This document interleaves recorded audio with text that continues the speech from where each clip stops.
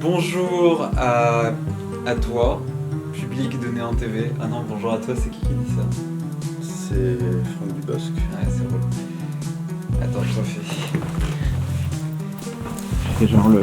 Hey, j'appuie sur démarrer et tout. Allez, on appelle. Bonjour à vous, public de Néant TV. On a été hyper reconnaissant de l'accueil extrêmement chaleureux qui a été fait au pilote de Radio Noirceur. Là, on s'est absenté pendant à peu près 2 mois parce qu'on était vraiment sur d'autres projets, on était tranquille. Des vacances. On a pris un peu de vacances, on s'est Apprenant. recentré, voilà, sur, on a lu, voilà, tout ça. Je sais pas ce que vous avez fait pendant tout ce temps, enfin nous c'était cool. Et donc... On était un peu en off, on n'a pas trop suivi l'actu. Déconnexion complète, hein. Moi je sais pas ce qui se passe en France et tout, j'ai juste vu que la bourse était un peu chelou, mais... Ouais. Donc, on revient avec ce premier épisode, du coup, post-pilote de Radio Noirceur.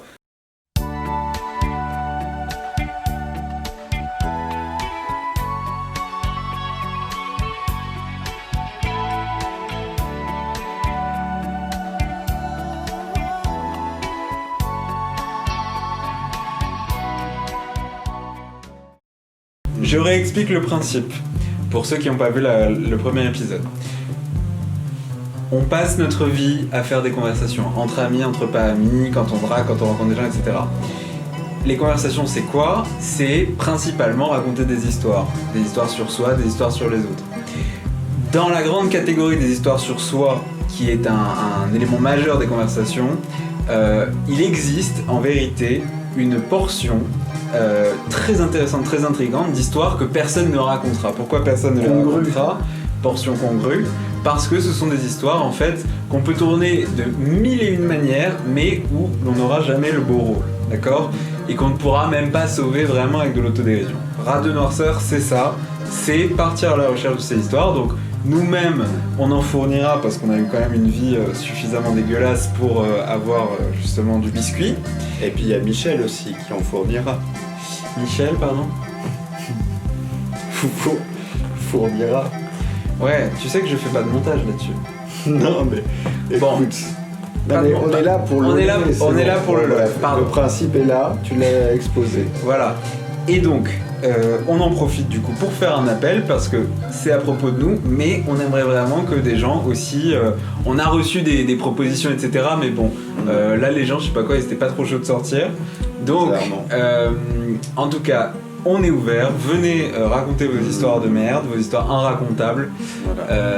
On sera très heureux de les entendre. Et donc, vous pouvez venir soit face caméra, soit vous mettre derrière la caméra pour les raconter avec votre voix.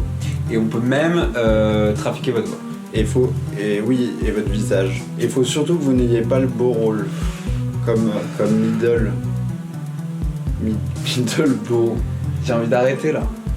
Quoi? J'ai envie d'arrêter quand tu fais des vannes comme ça. Non mais il faut reprendre la base. Ok. Les gens ont besoin de réfléchir à des blagues. Ok. Alors, cette fois-ci je commence. Non mais parce que je fais pas de montage, tu vois. Bah oui, mais c'est très dur pour moi de savoir que ça va aller en ligne. Mais tout est en ligne. Allez, cette fois-ci tu commences. Ok, donc je commence cette fois-ci. La dernière fois c'était Dimitri avec son histoire de baseball. Donc là je raconte mon histoire.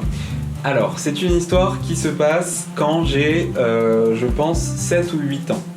Je pense pas avoir plus de 8 ans parce que... Pourquoi je pense pas que j'ai plus de 8 ans? Parce que c'était avant que j'ai la PlayStation. Fatidique à 8 ans. Donc, c'est avant 8 ans. Je pense 6 ou 7 même. C'est une histoire qui m'a appris la culpabilité. C'est-à-dire, c'est la première fois que j'ai expérimenté vraiment la culpabilité dans ce qu'elle peut avoir de rongeant, dans ce qu'elle peut avoir de « je t'empêche de dormir », dans ce qu'elle peut avoir de se demander pendant des heures pourquoi j'ai fait ça. Donc ça c'est la première chose, et surtout c'est une histoire qui m'a appris les méfaits du mensonge. En ce que le mensonge appelle toujours un autre mensonge. Et donc ça c'est l'histoire, c'est pourquoi un petit mensonge va aboutir à de la culpabilité et à toujours plus de mensonges à 7 ans. puisqu'il faut savoir que cette histoire, que je vais raconter maintenant, je n'ai jamais raconté à personne, m'a empêché de dormir pendant, je pense, à peu près 1 an. D'accord. Alors que j'avais 7 ans, tu vois. C'est-à-dire qu'à 7 ans, j'étais dans mon lit comme ça Chaque nuit, tu repassais. et je pensais à ça et je me disais, putain, pourquoi j'ai fait ça? J'ai ruiné la vie de quelqu'un. Tu ressassais déjà à 7 ans. Je ressassais. Mais justement, en fait, le truc, c'est que après ça, par contre, je n'ai plus jamais ressassé. C'est-à-dire qu'ensuite, la culpabilité était morte. Ça a été une bonne fois pour toutes. D'accord. Et ensuite, Tu peux confirmer d'ailleurs. Ouais, ensuite, bah, tu me connais, je suis devenu ce que je suis, quoi. Ouais. Ok. Alors, Donc t'as 7 ans. en gros, qu'est-ce qui se passe? j'ai 6-7 ans. À ce moment-là, ma mère s'est remise à travailler. Donc elle vient tout juste de reprendre son travail alors elle était restée assez longtemps sans travailler. Qui n'avait rien à voir avec le fait que tu venais d'avoir 7 ans. Enfin, il n'y avait pas de lien direct avec ce... Je sais pas, j'essaie d'apprendre des choses. Non, ça n'avait D'accord. rien à voir. Ok, Elle donc s'est elle pas a dit. compris ça. Non, mais si tu veux, je vais dans ta logique, elle s'est pas dit ah, mon enfant a 7 ans, je dois retravailler. Ah, mais il y a des gens qui font ça, c'est pour ça. Voilà. Donc, il se trouve qu'elle retravaille. Et donc, moi qui avais jusqu'alors, en fait, grandi avec une mère au foyer, en gros, qui était à la maison, qui me réveillait, qui était super aux petits soins, etc., je me retrouve, du coup, avec une mère qui travaille. Et mon père travaille aussi. Donc, en fait, les matins n'ont pas du tout la même gueule. Et il se trouve que, bah, du coup, je suis amené à rater pas mal l'école, tu vois, le matin, parce que du coup, je me réveille pas et j'arrive en retard, etc. Et ça me met en insécurité vis-à-vis du personnel périscolaire, ok ? Si bien que, un jour, j'en ai marre, en fait, de me faire engueuler. Disons, je supporte plus de me faire engueuler parce que j'arrive en retard, mais sachant que c'est pas vraiment de ma faute. Et donc, en fait, j'arrive devant l'école. Je pense que les cours, enfin, on devait être là à 8h30 et j'arrive à 8h45, faute de c'est le bordel à la maison, etc. J'arrive à 8h45 et là je me dis non, je pourrais pas supporter une remontrance. Qu'est-ce que je fais? Je rentre chez moi et là je reste chez moi. Et ça te paraît plus légitime de rentrer chez toi plutôt que d'affronter le retard et la remontrance? D'affronter la gardienne. Et donc je rentre chez moi et je me dis bah du coup j'irai à l'école à 13h. Juste pour l'après-midi. Pour l'après-midi. Et donc je reste chez moi. Et donc là je me dis bah c'est rien de grave, tu vois, tranquille. Qu'est-ce qui se passe? Ce qui se passe, c'est que l'école demande à ma mère pourquoi j'étais absent. Mais moi j'avais pas du tout prévu que l'école ferait ça. Ça, tu vois, à cette époque-là, j'ai pas du tout conscience de la bureaucratie. J'aurais dû, mais bon. Je me suis engagé, voilà. Et donc, l'école demande à ma mère pourquoi j'étais absent. Naturellement, ma mère vient me voir et me dit mais pourquoi tu étais absent? Parce que quand t'es rentré chez toi, t'étais tout seul à la maison. Je pense qu'il y avait personne, ouais. Il y avait personne et donc je me dis ça va être tranquille, etc. Et donc ma mère me dit t'as joué en rentrant ou tu l'as vécu en temps tous les heures? Qu'est-ce que j'ai bien pu faire? Dans quel état d'esprit? Très honnêtement, je suis incapable de te dire ce que j'ai bien pu faire à ce moment-là. J'ai dû lire un Max Elini, à mon avis, genre Max sèche l'école peut-être. Et donc ma mère me dit pourquoi tu étais absent, donc là je suis un peu pris de court, tu vois. Je me dis mais comment elle sait enfin, tu vois, j'ai pas du tout encore conscience que les adultes sont tous entre eux contre moi en fait, à ce moment-là. Maintenant je sais, tu vois, mais... Et donc elle me dit pourquoi tu es absent, et là moi je suis malin, tu vois, je me dis bah ça va, je vais la baratiner. Donc qu'est-ce que je lui dis? Je lui dis la gardienne ne m'a pas laissé rentrer parce qu'il était trop tard. Elle me dit ah bon. Enfin, moi je Et m'attendais. en disant ça, tu n'imagines pas les répercussions. Mais là j'imagine rien. Là je me dis, il faut juste que je me sorte de cette situation de merde. Tu vois, j'ai 7 ans, je me crois plus malin que tout le monde déjà, tu vois. Et je lui dis bah écoute, ouais, la gardienne m'a pas laissé rentrer parce qu'il était 8h45. Tu vois, sous-entendu c'est de ta faute. Sale pute. On vivra. Sous-entendu. On vivra. Et donc, je lui dis ça. Elle me dit ah bon, mais c'est bizarre, etc. À l'école, on me demande aussi pourquoi tu étais absent. Je dis bah la gardienne m'a pas laissé rentrer, etc. Et genre là, tout le monde dit ah bon, mais c'est bizarre, comment ça se fait tu vois, la gardienne, c'était pas, comment dire, c'était pas un ogre, c'était vraiment une gardienne gentille, un peu revêche, tu vois, mais rien de spécial, tu vois, et donc je la voyais tous les jours en plus, et donc, si tu veux, on me demandait comme ça, de plus en plus, sur cette histoire, et à chaque fois, je disais la même chose.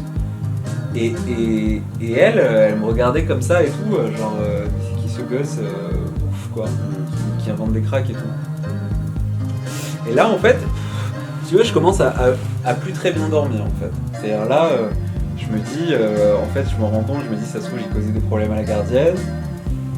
Là, je me dis, j'ai l'impression que tous les adultes sont contre moi pour essayer de me faire avouer que j'ai menti, mais j'ai envie de dire, qu'est-ce que ça peut leur foutre.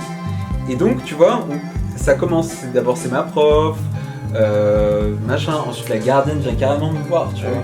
Elle me dit, mais qu'est-ce que machin, moi j'évite, je sais même pas comment.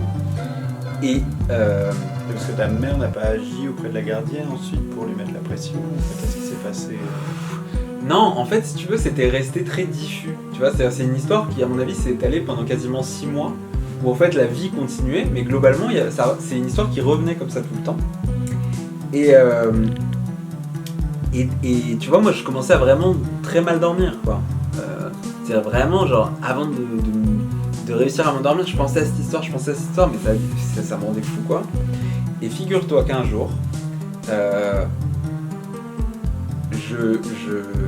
je vais sortir de l'école et tout, et là je suis convoqué carrément chez le directeur, tu vois, qui était un genre... mois plus tard. Ouais, qui était un genre de statue du commandeur, tu vois, un mec qui fait 2 mètres, vraiment un monstre, cette espèce de goy là, en mode gargouille, imposant et tout, enfin vraiment de ouf.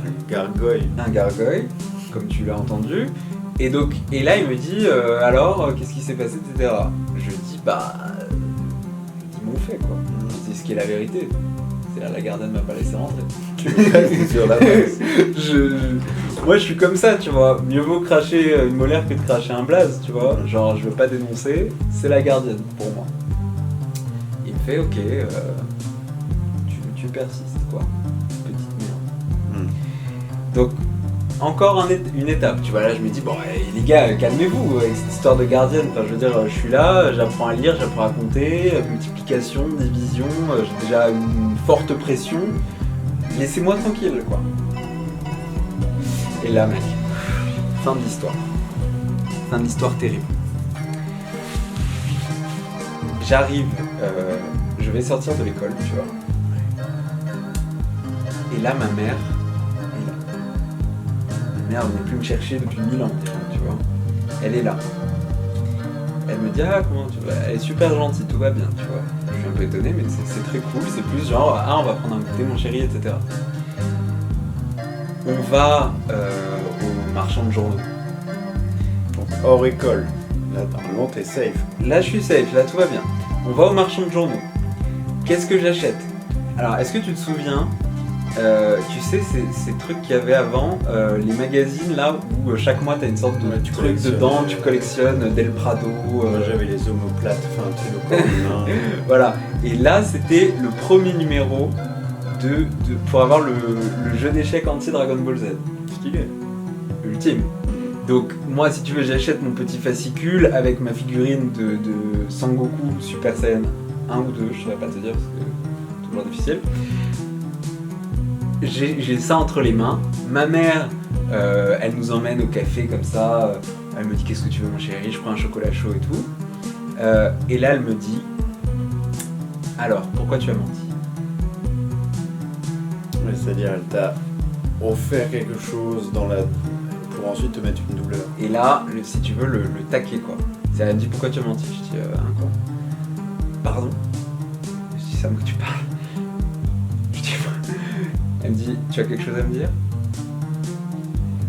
Là, je commence, si tu veux, à trembloter du cul, quoi. Enfin, je veux dire, je suis pas bien, quoi. Je suis pas bien. Je sens que la négo se passe mal. Et je dis, non, Elle me dit, écoute, j'ai été en rendez-vous avec le directeur et la gardienne. Apparemment, tu as inventé toute cette histoire, etc. Genre là, je me dis, mais ils sont allés voir ma mère. J'y attendais pas. Ils ont été jusque-là. Ils ont été salir ma réputation, ma crède auprès de ma mère, tu vois. Alors que, si tu veux, enfin, je veux dire, j'avais rien fait quoi. À part mentir, tu vois. Ça c'est mon interprétation des choses. Non, mais pas. Ouais. Et donc là, si tu veux, j'ai préféré. T'as fui. Non, j'ai préféré leur faire plaisir à tous. J'ai dit oui, j'ai menti. Tu fais avoir par le système. Je me suis vendu. Ils m'ont dit voilà, jusqu'au bout, j'ai pas cédé. Et quand ils ont été voir ma mère, j'ai dit ok, j'ai menti. J'avais menti, mais voilà. Et donc j'ai dit voilà, oui. Là, j'ai expliqué à ma mère quoi. J'ai dit voilà, j'étais trop stressé d'être tout le temps en retard. J'ai vu ça comme une solution de facilité. Tu vois, la gardienne, c'était cette petite bonne femme d'origine prolétarienne, donc forcément, moi d'extraction, on va dire plutôt classe moyenne plus, je pense que déjà j'avais une sorte de conception qu'on n'avait pas forcément la même valeur. Je dirais pas ça, mais qu'on n'était pas dans la même équipe, quoi. Évidemment, ensuite la lecture de Karl Marx, etc. m'a fait complètement sortir de ces conceptions infantiles, mais à ce moment-là, je me dis voilà, c'est une gardienne, truc, ok, quel rapport quoi. Et donc là, ouais, j'ai lâché le morceau et tout, et genre ma mère a été compréhensive. Pour une fois. Et ensuite c'est fini, il n'y a pas eu de rappel, il n'y a pas eu de punition. Si tu veux, le rappel, c'est que j'étais en CE1, où je devais être en CE1, mais donc ça veut dire que ensuite tout le reste de ma scolarité primaire, j'ai vu la gardienne tous les jours. Ouais. 2 fois par jour minimum. Et donc je passais devant elle, je t'avoue que je baissais un peu la tête comme une victime. J'étais pas fier de moi. Et j'ai jamais pu m'excuser auprès d'elle, donc évidemment c'est pas maintenant que c'est pas maintenant que je vais le faire. Enfin bon, pardon, comme on dit en français. Mais... Parce qu'au fond de toi, tu penses finalement ne pas avoir menti. Si tu devais, je sais pas, extirper vraiment la leçon de tout ça, c'est quoi finalement ? La leçon de tout ça, c'est pour moi, c'est de jamais lâcher sur un mytho. D'accord. Enfin, je veux dire, pour moi, soit tu mytho et tu lâches jamais sur un mytho, soit tu mytho pas. Maintenant, c'est ça ma doctrine. Ok. Donc, bon, je m'excuse auprès de la gardienne, bien sûr. Je pense que je vais mieux dormir encore maintenant. Mais ce qui est important à mon avis de dire, en tout cas sur ma personne, et je sais pas, moi je trouve que c'est intéressant dans l'absolu, c'est est-ce que quand on a expérimenté très tôt, et pour des choses assez dérisoires, une culpabilité très forte, est-ce que ça a tendance à nous rendre plutôt enclins à la culpabilité de manière générale dans notre vie, ou au contraire comme moi ça m'en a plutôt libéré. Enfin, j'ai eu l'impression qu'après ça, j'ai plus jamais ressenti ce niveau-là de culpabilité, alors que j'ai fait des choses, franchement, j'avoue... Ça sera pour les prochains épisodes. Non, mais je veux dire, il y a des fois, j'en sais rien, j'ai un peu arnaqué quelqu'un, là j'ai tapé un mec, bon, est-ce qu'il méritait truc, enfin, tu vois ce que je veux dire. Même l'histoire que j'ai racontée la dernière fois, où j'ai brutalisé soi-disant le mec un peu teubé, là. Je veux dire, je n'ai jamais ressenti de culpabilité pour ces trucs-là, mais on va dire, le fait que cette gardienne ait pu être inquiétée, comme on dit dans les sphères politico-financières, qu'elle ait failli être remerciée, voire débranchée, pour moi c'était insoutenable, tu vois. Et je pense justement qu'il y avait quelque chose de l'ordre de la classe, tu vois. C'est-à-dire, je pense que ma première impulsion à mentir, sous-entendu, nous n'appartenons pas à la même classe, donc potentiellement ma parole pourrait être plus forte que la sienne. Je pense ensuite que en retour, c'est le sentiment de l'écart de classe qui a inspiré autant de culpabilité chez moi. Après, peut-être que je réécris l'histoire, j'en sais rien. Oui, voilà. Moi, je pense qu'après, on n'est pas là pour juger, c'est pas le principe de l'émission. On est là pour juger. Voilà, j'ai envie de te dire. À vous de juger. Écoute, c'est marrant que tu me parles de cette histoire parce que j'ai un peu une histoire en miroir de la tienne. La tienne, c'est l'histoire d'un mensonge. Et moi, mon histoire, c'est l'histoire d'une vérité. Ça se passe un petit peu plus tard. On a quel âge quand on est au collège 12 ans. 12 ans. Chose comme Allez, 12 ans, là, j'ai 12 ans. 13 ans peut-être. Et je suis en cours de techno. À ce moment-là. Non, j'aime bien. Je suis en cours de techno. À l'époque, soudage, PVC, etc. Et là, en fait, j'avais un professeur qui s'appelait Monsieur Benson, qui, au-delà de son nom assez marrant, assez funky, était un vrai prof de techno, c'est-à-dire haleine très forte, empuantée par le café, tout ça. Bon. Les clichés. Bah non, mais c'est vrai pour le coup. Mais sympa, le mec sympa. Et ça va jouer, ça va avoir une importance dans cette histoire. C'était Benson ou Benson? Non, on disait Benson. Ouais. Ok, donc quelqu'un de la New Orleans par exemple? Non, il était totalement white, mais quand même Benson. Et il avait quand même un peu le blues. Il était prof de techno. Donc, voilà. Mais donc à ce moment-là, tout va bien, on est en début d'année, on fait nos petits trucs, les circuits imprimés, machin et tout. Et à un moment, il se passe un truc, c'est qu'il y avait un personnage dans ma classe qui s'appelait Danny, il s'appelle encore Danny d'ailleurs. Et ce Danny en question, à un moment entre 2 heures de cours, parce que les portions des cours de techno, c'était 2 heures à chaque fois.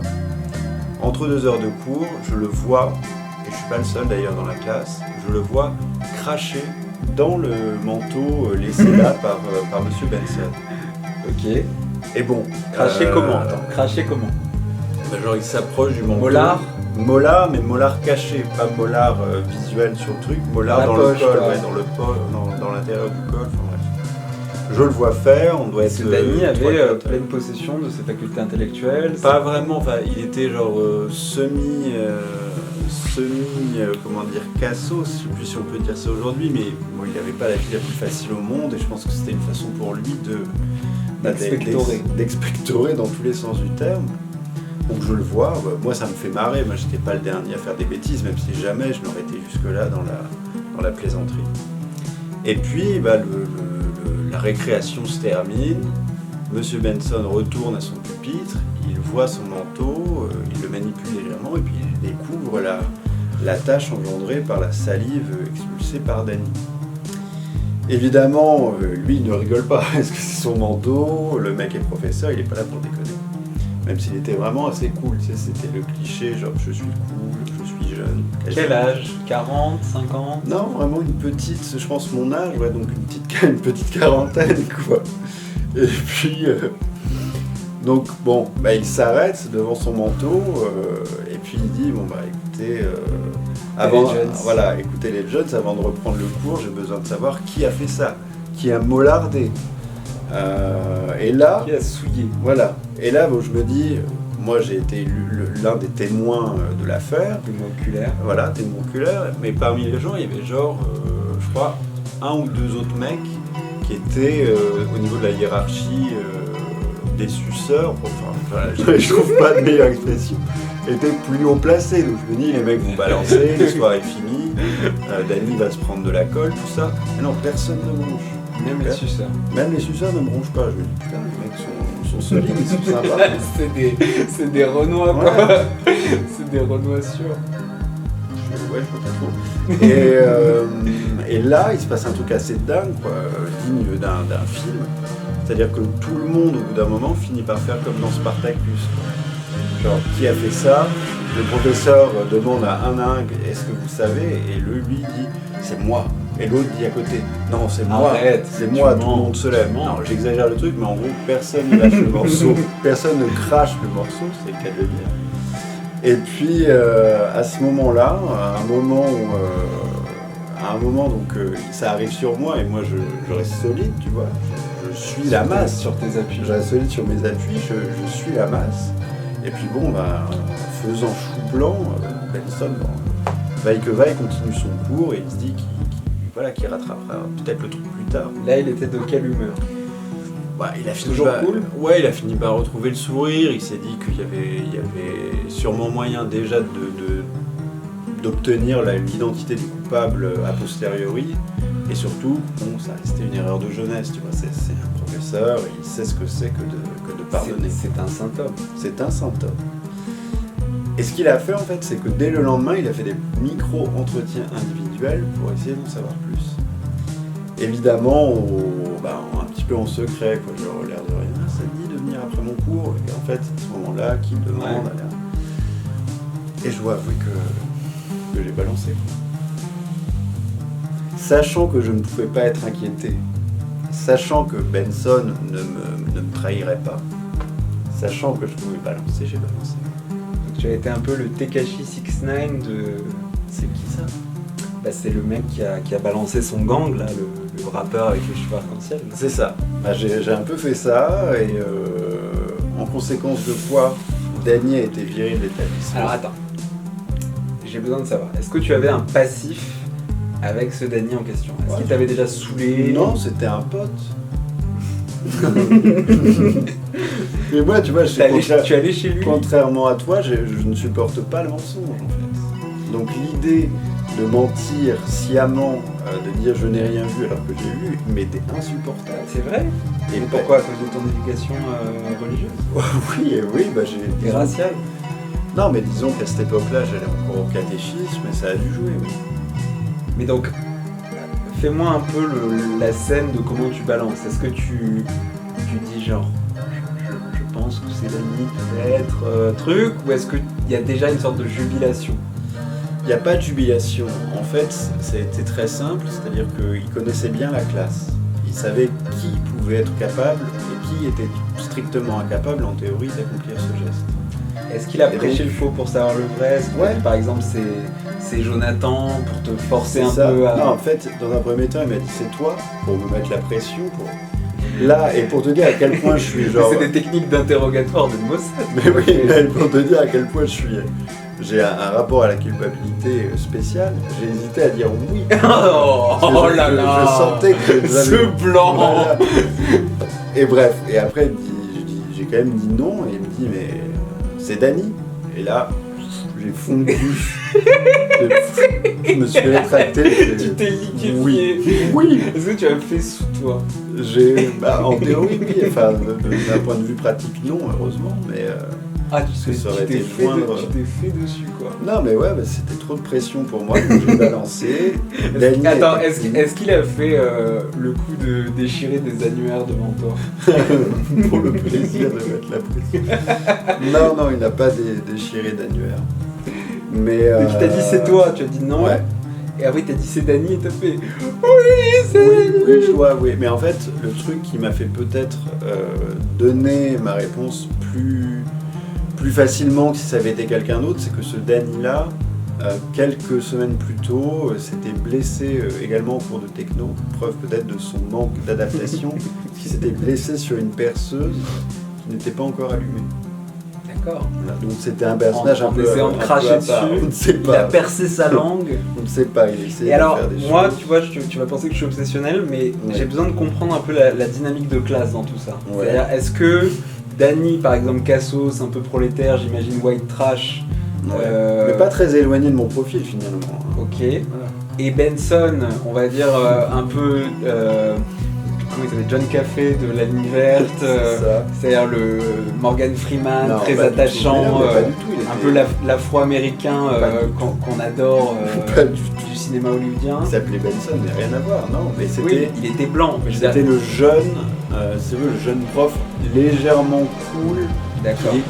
Donc c'était pas à Paris, moi j'étais pas à Paris, mais en gros... Excusez-moi, il grêle en ce moment. En gros, le type j'aurais dû déjà aller à Paris, il avait dû déjà à ce moment-là, donc il avait une aura un peu cool. Ouais, tu l'admires un petit peu. Et tu voulais sucer. Non mais je voulais rester dans ses grâces. Donc j'étais pas bon en techno. Est-ce que tu as augmenté dans la hiérarchie des suceurs du coup après ça ou pas? Non, parce que c'était quelqu'un qui était pédagogue et du coup, personne n'a su que c'était moi. Il n'a pas montré tu vois, il m'a pas fait de moi un chouchou en conséquence. Il t'a pas genre mis sur un trône. Non, mais il a dit voyez ce que c'est un élève modèle. Ouais. Non, mais après veut le bien-être de tous. Le truc que je regrette, c'est donc quand Danny est revenu, genre une semaine plus tard. Pour reprendre après son exclusion, pour récupérer ses dernières affaires ou je ne sais quoi, j'étais tout câlin avec lui, genre trop cool et tout. Mais c'est toujours pareil avec toi, hein. C'est comme l'histoire du baseball, c'est-à-dire tu fais des vrais coups de pute. Pardon pour les TDS, je respecte les TDS, mais tu fais des coups, on va dire, pendables, et après tu viens en deuxième frame faire le mec sympa, quoi. Ah oui, c'est C'était atroce. C'était ce que j'étais quand j'étais... Tu es. Ce que je suis peut-être. D'accord, et donc toi, t'as été en mode sympa avec Dany qui revient d'une semaine C'est d'exclusion. cool, tu vas... Et tu lui as dit, alors comment ça va à l'orphelinat ton mais cancer je se dis- passe bien. Non, mais n'exagérons pas son profil, mais oui, je lui dis comment ça va, frère et tout. Voilà, normal. Pour moi, c'était comme un frère. Bon, ça a coupé parce que à cause de l'Union Européenne, les caméras ne peuvent pas filmer plus de 30 minutes. Donc on espère que ces deux histoires, donc l'histoire de la gardienne et l'histoire de Dany, le cracheur de feu, vous ont plu. Encore une fois, donc on vous invite à venir raconter vous-même vos propres exploits nauséabonds à Radio Noirceur. Oui. Vous pouvez aussi venir faire des performances live. On a eu des gens qui nous ont proposé notamment de venir chanter, de venir jongler, Faire etc. la peinture sur corps. Voilà, faire des animations. Sur Ça- corps non vivant. Du coup, on a refusé. Mais je comprends pas ce mec ce qu'il raconte. Enfin, je veux dire, si vous pouvez venir prendre Dimitri, il est chez moi, je ne sais pas quoi en faire. Il me fait des jeux de mots toute la journée. Donc, on vous attend. Et n'hésitez pas à faire tourner ces vidéos Au maximum. au maximum. Partagez, Partagez à vos parents, etc. Voilà. Parlez-en en famille. répandez, spreadez. Voilà. Vous pouvez aussi faire des comme une sorte de jeu de société Radio Noirceur où en fait au lieu de venir vous faire filmer, vous le faites entre vous.